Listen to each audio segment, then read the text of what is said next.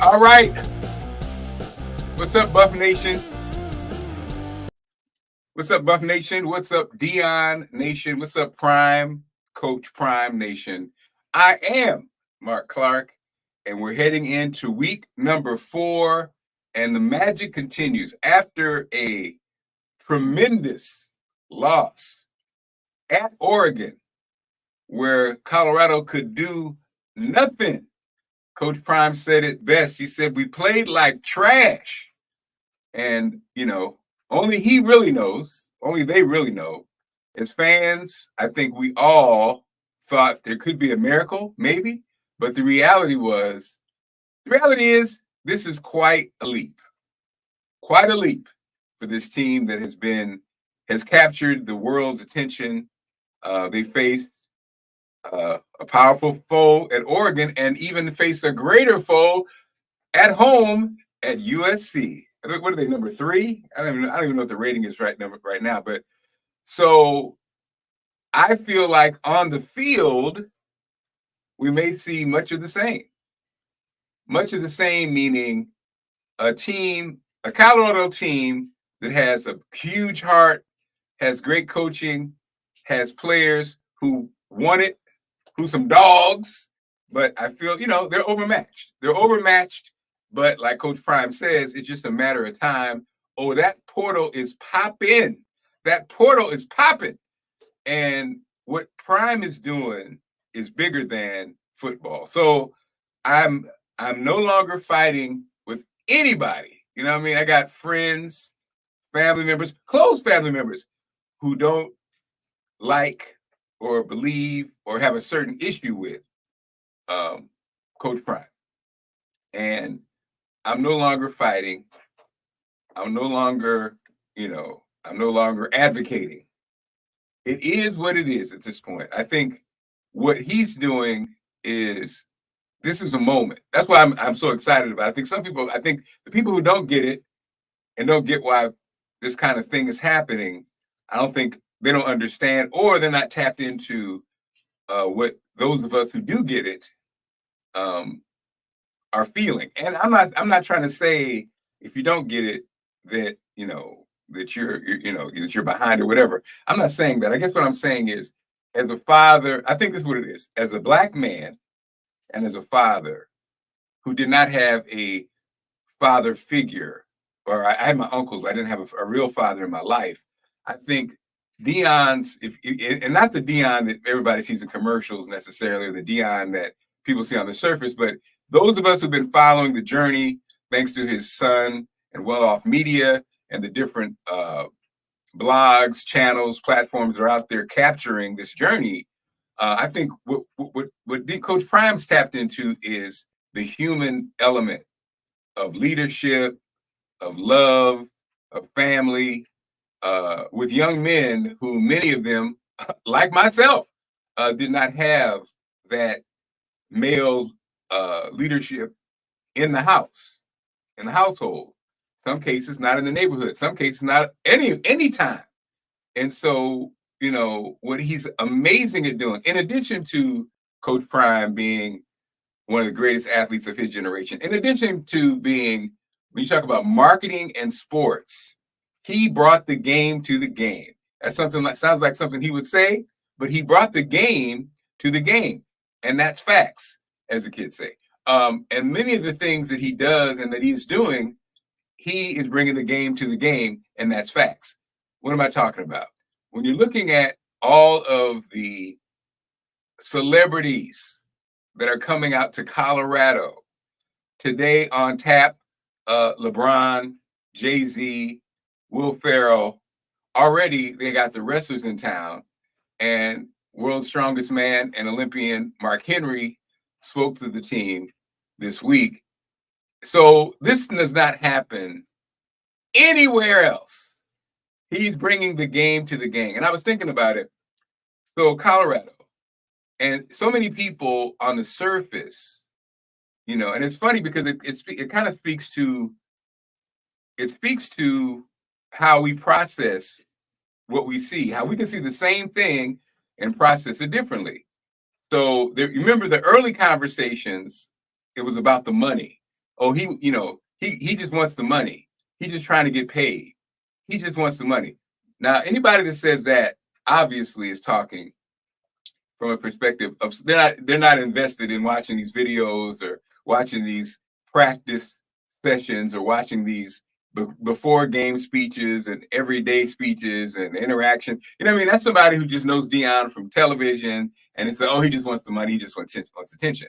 Now, then there's those who are who didn't necessarily like him leaving HBCUs, but they understand who he is.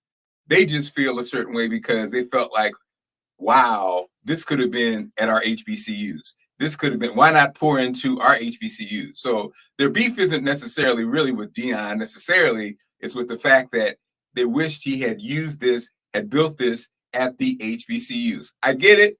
I understand, right?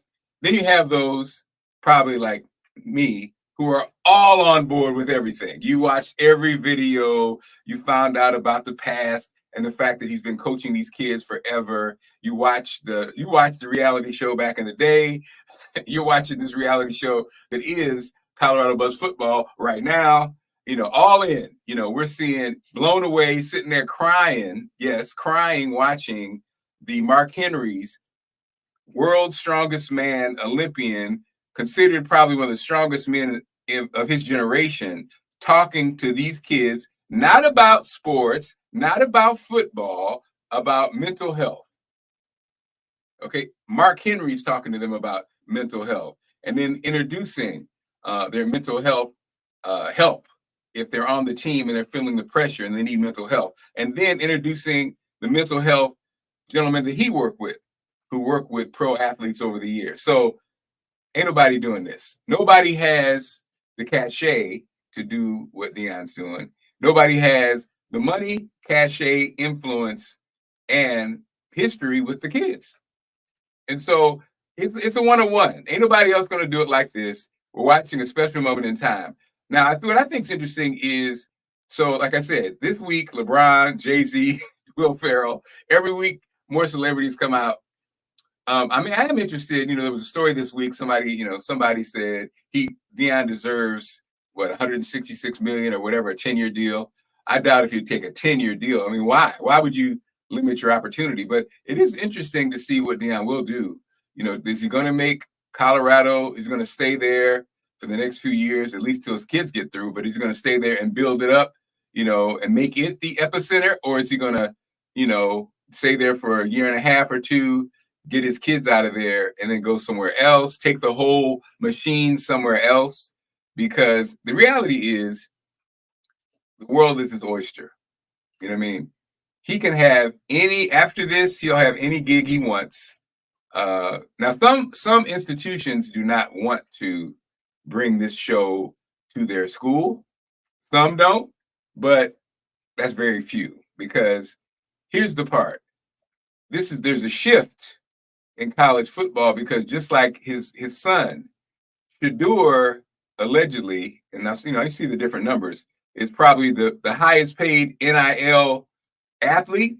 And any kid who is a superstar, who is a D1 5-star player, is looking at this saying, I don't even have to play pro. If I can get to Colorado and get this NIL number, you know what I'm saying, the money, then why not? You know what I mean? And who better than the man who brought the game to the game? So that's what's going on. And so the fact that Shador makes more money on that NIL deal than Caleb Williams, Heisman Trophy winner Caleb Williams, says everything you need to know. Well, he's going to face him. Let's hop into the game. So USC at Colorado. It's going to be a madhouse. It's going to be a madhouse. Colorado is an underdog with a 21.5-point underdog. Very few people are expecting Colorado to win. People want to see them be competitive. People want to see if they can, what they look like after a devastating loss where they did not win a damn thing. They didn't win in the trenches. They didn't win on defense. They didn't win on offense. They didn't even do anything on offense. they didn't bust a grape anywhere. And that's what the coach said, which was refreshing, because you never see coaches just come on and say that. He said, we played like hot garbage, okay? So basically no wins in that last contest. Now you're facing a team that's even higher ranked in USC. And so do we think that they're going to come out with a victory? I do not. I believe I'm on board, though. I'm all the way on board.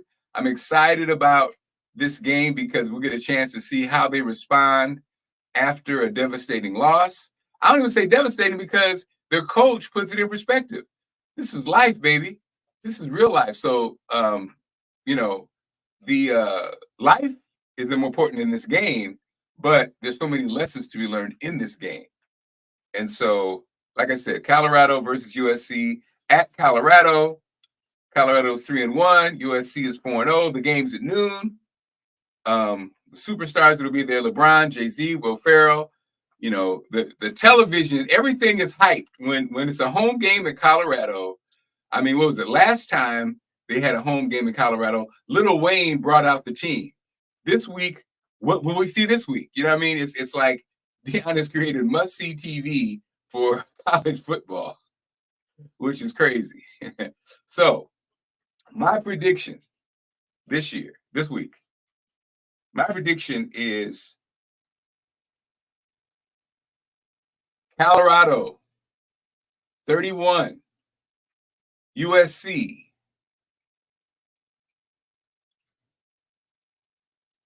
28. Good night. Good night. Good night. I'm picking Colorado to win. Good night.